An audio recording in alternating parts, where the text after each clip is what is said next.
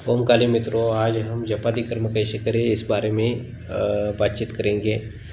तो नए साधक जो है उनको पता नहीं होता है कि जप कैसे करें, जपादी का कर्म कैसे करें और साधना पूरी कैसे करें।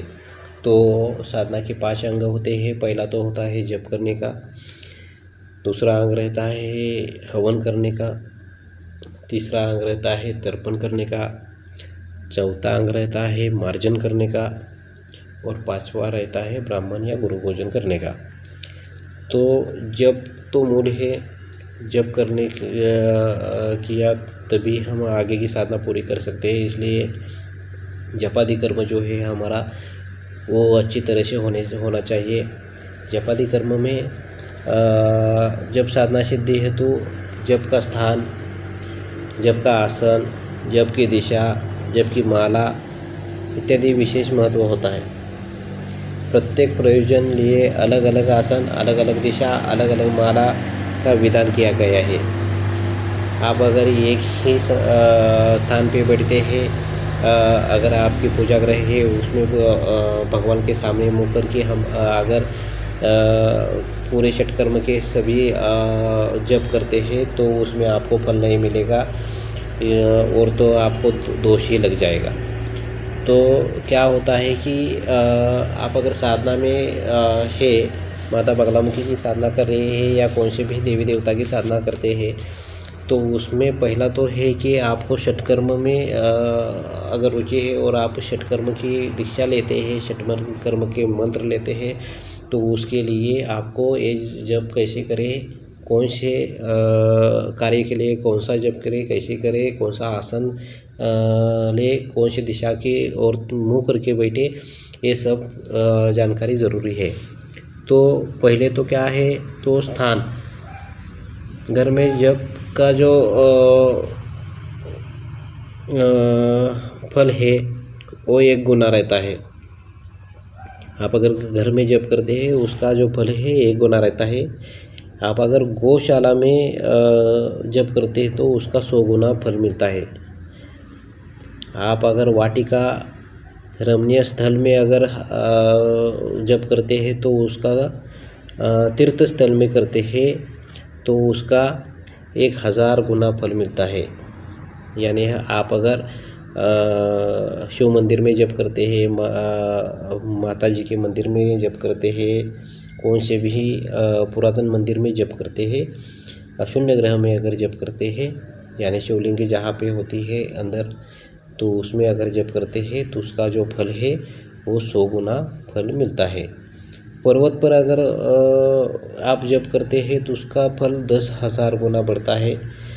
और इसीलिए जो संत महात्मा होते हैं, जो साधु संत होते हैं, साधु महात्मा होते हैं, वो पर्वत के शिखर पे जाके जप करना पसंद करते हैं, क्योंकि उनके जप का जो फल है वो 10,000 गुना बढ़ जाता है। नदी तट पर अगर आप जप करते हैं तो आपका जो फल है वो 1,00,000 गुना बढ़ जाता है। इसलिए बहुत सारे साधु जो महात्मा होते हैं वो नदी के तट पे ही उनका आश्रम बना लेते हैं और वहीं पे जप करते हैं, तो उसका जो फल है वो 1,00,000 गुना बढ़ जाता है। यानी तीर्थ स्थल में होना चाहिए। देवालयों, तीर्थ स्थल और देवालयों में अगर हम करते हैं, बड़े तीर्थ क्षेत्र होते हैं वहाँ पे, यानी कोई भी हो, सोमनाथ हो, काशी हो, हरिद्वार है, त्र्यंबकेश्वर है, रामेश्वर है, ऐसे स्थल में अगर कोई जप करता है तो उसका फल 1 करोड़ गुना बढ़ जाता है। शिवलिंग तथा सद्गुरु के सानिध्य में है अनंत गुना फल मिलता है। यही स्थान की महिमा है और यही शास्त्रों में बताई गई है। अब हम बात करते हैं कि आसन कैसा होना चाहिए। बगलामुखी उपासना में पीला आसन होना चाहिए।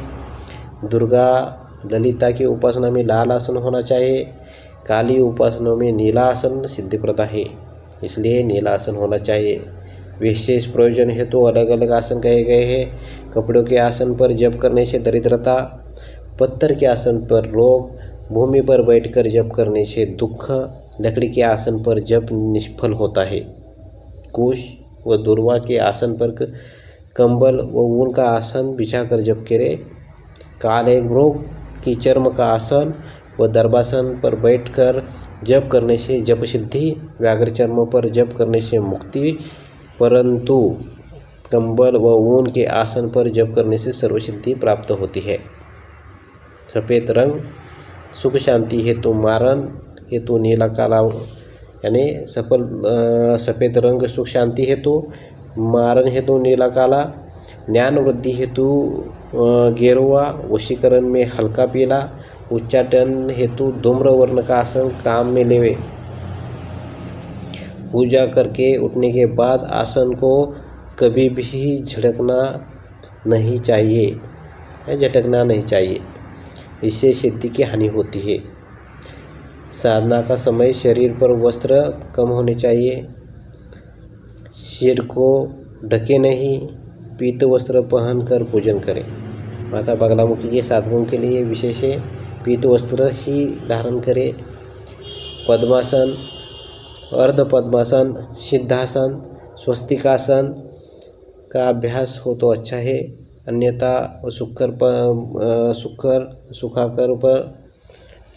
सुखासन पर बैठकर भी जप कर सकते हैं। जप करते समय दीवार का सहारा नहीं लेवे, इससे जड़ता बढ़ती है। अब हम दिशा के बारे में बात करेंगे कि कौन सी दिशा का चयन कब करें। शास्त्र में लिखा है कि पूर्वे सुख शांति, उत्तरे अर्थ लाभाय, वशीकरण हेतु पूर्व दिशा, अभिचार हेतु दक्षिण एवं नैऋत्य दिशा, पश्चिम दिशा धन प्राप्ति और वशीकरण के लिए, अग्निकोण से आकर्षण, वायव्य में उच्चाटन तथा ईशान की ओर मुँह करके जप करने से ध्यान वृद्धि होती है। अब अंगुली नियम लेते हैं।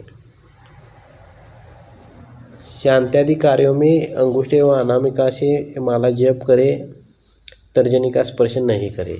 कौन सी उंगली से हम जप कर सकते हैं? स्तंभन में अंगुष्ठ एवं बड़ी उंगली, विद्वेषण उच्चाटन में अंगुष्ठ तर्जनी, मारण कर्म में कनिष्ठा व अंगुष्ठ योग से जप करना चाहिए। शिर पल्लव निर्णय करते हैं हम, अब उसके बारे में जानकारी लेंगे। मंत्र के प्रारंभ में जो बीज मंत्र है वह शिर तथा अंत में नमः, स्वाहा, ओम इत्यादि पल्लव कहलाते हैं। इसके संयोजन के आधार पर मंत्र का फल मिलता है। पुष्टि व शांति कर्म हेतु मंत्र के अंत में स्वाहा, पितृकर्म में स्वधा, आकर्षण हेतु वौषट, उच्चाटन हेतु फट, मारण हेतु हुम फट इत्यादि का योजन करना चाहिए। शांति कर्म हेतु नमः, शीघ्र सफलता हेतु ठ ठ ठ का प्रयोजन करना चाहिए। ठ ठ अर्थात करो करो करो या कर कर कर, ऐसा उसका अर्थ होता है। इसलिए ठ ठ ठ शीघ्र सफलता हेतु हम उसको प्रयोग करना चाहिए। तो आज हमने जपादि कर्म कैसे करने चाहिए इसके बारे में बात की। तो साधकों के लिए, नए हो या अभी साधना कर रहे हो, जिन्हें गुरु दीक्षा ली है, उनके लिए हम जपादि कर्म कैसे करना चाहिए ये हमने आपके लिए